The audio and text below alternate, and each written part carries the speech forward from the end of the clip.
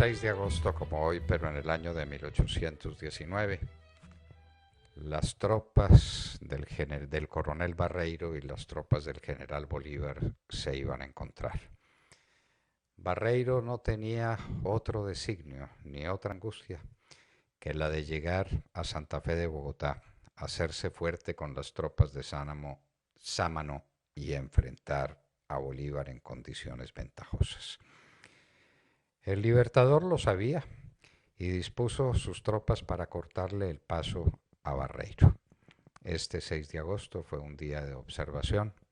Bolívar había hecho una marcha impresionante, que es uno de los elementos capitales en esta campaña, para llegar a Tunja y tomarse a Tunja prácticamente sin disparar un tiro, pero tomarse cantidades de vituallas, centenares de fusiles, dejar descansar a su gente, organizarla en columnas. Recuerden que se trataba de un ejército muy heterogéneo, un ejército compuesto con llaneros que venían de Venezuela o del Casanare. Esa es una discusión en la que no vamos a entrar porque no vale la pena. Lo cierto es que los grandes jefes eran jefes venezolanos que habían combatido en el pantano de Vargas y que habían salvado al ejército libertador de lo que parecía ser un desastre absoluto y total. Mientras tanto, Barreiro, ya advertido de lo que eran capaces esas tropas libertadoras, de una caballería que ya había sido remontada gracias a la generosidad de los boyacenses, de unas tropas que por lo menos estaban vestidas, no tenían los uniformes espléndidos que tenían al menos los comandantes, los oficiales del ejército realista, pero estaban vestidos, no estaban desnudos, ya estaban organizados en columnas.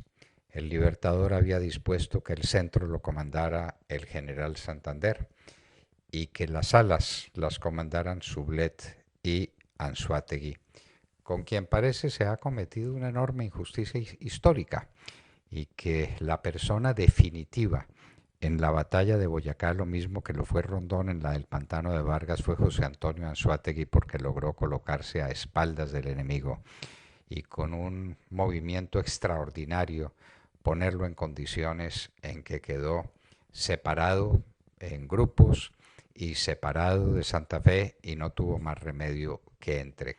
La batalla fue muy corta. La batalla de Boyacá es una batalla de 2 horas. Se desencadena a las 2 de la tarde, cuando la avanzada realista es sorprendida almorzando por la avanzada patriota, que la pone obviamente en fuga, precipitadamente en fuga. Eso significa un primer desastre al que le siguen varios más. El coronel Jiménez de las tropas de Barreiro trata de hacer alguna cosa y combate bien, combate con fortaleza, pero finalmente es derrotado y queda por concluir la historia, una historia que no dejaría sino un ejército victorioso y un ejército completamente derrotado. Barreiro y sus oficiales son puestos prisioneros. Este es uno de los hechos más dramáticos de la historia de la independencia, porque estos 37 hombres serían fusilados por Francisco de Paula Santander, en lo que se constituyó un verdadero crimen.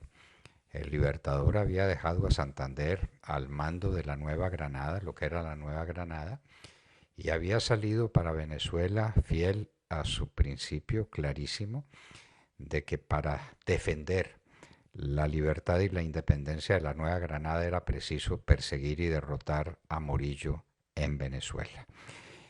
Esa marcha del Libertador no se hizo sino previa advertencia de que Santander debía respetar a los prisioneros, tanto que Bolívar estaba planteando un canje de prisioneros con los ejércitos realistas para introducirle humanidad a una guerra tan inhumana en tantos aspectos y tantas veces con tantos sucesos trágicos que tenían que ser llorados de una parte y de otra.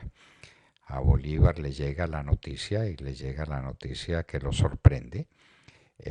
Los realistas estaban completamente vencidos. Santander dice que estaban conspirando, pero pues es muy difícil encontrarle razón a que entre los muertos no solamente hubiera unos tenientes, unos subtenientes, a Barreiro mismo, sino un boticario y un hombre que a última hora criticó la matanza, un tal Malpica, que dijo detrás viene quien endereza las cosas, y Santander inmediatamente lo hizo fusilar también. Ese fusilamiento fue de una crueldad enorme, en grupos de 4 personas. Los últimos que llegaron veían los cadáveres y los charcos de sangre que habían dejado sus antecesores. Fue un hecho muy doloroso y muy triste en la historia de la independencia que ocurrió después de Boyacá. Sámano salió fugitivo, se enteró del triunfo de las fuerzas libertadores y salió fugitivo camino de Honda, a donde fueron a perseguirlo las tropas de Bolívar, que por poco lo alcanzan antes de que Sámano pudiera embarcar hacia la costa atlántica. La Nueva Granada, el corazón de la Nueva Granada, había sido reconquistado por las fuerzas patriotas. Quedaban algunos reductos, quedaban algunos elementos que había que vencer y que había que someter. Y ahí Bolívar desplegó una acción como todas las suyas, febril, apasionada, constante y de una eficiencia enorme. Por ejemplo, a toda la región de Antioquia y el Chocó mandó al general José María Córdoba, que hizo prodigios de valor y que terminó con lo que pudiera quedar de la resistencia a las fuerzas patriotas.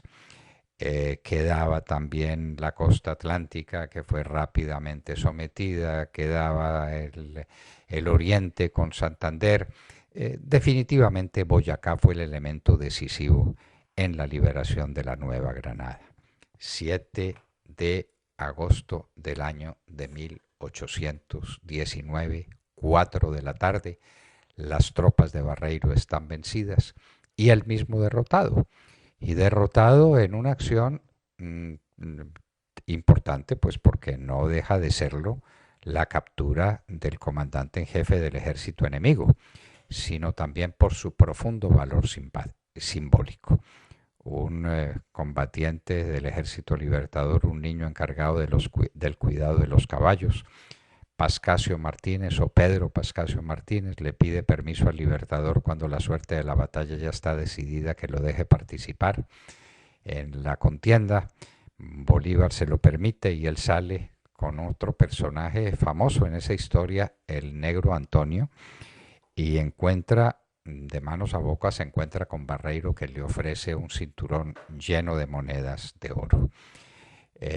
Pedro Pascasio Martínez se niega a recibirlas, le da unos golpes de lanza a Barreiro y a golpes de lanza se lo trae al general Bolívar, triunfador de la batalla de Boyacá. La batalla en sí misma no dejó grandes resultados operacionales desde el punto de vista militar, de muertos y de heridos. Se habla de 13 o de 15 bajas que sufrió el ejército patriota, nada más que eso, y del ejército realista se habla de 100, pero de todas maneras, si no fue una batalla decisiva muy significativa desde el punto de vista militar, lo fue desde el punto de vista de sus resultados y de sus hechos políticos. El ejército entero de Barreiro quedó en manos del Libertador. Vienen los sucesos de Venta Quemada.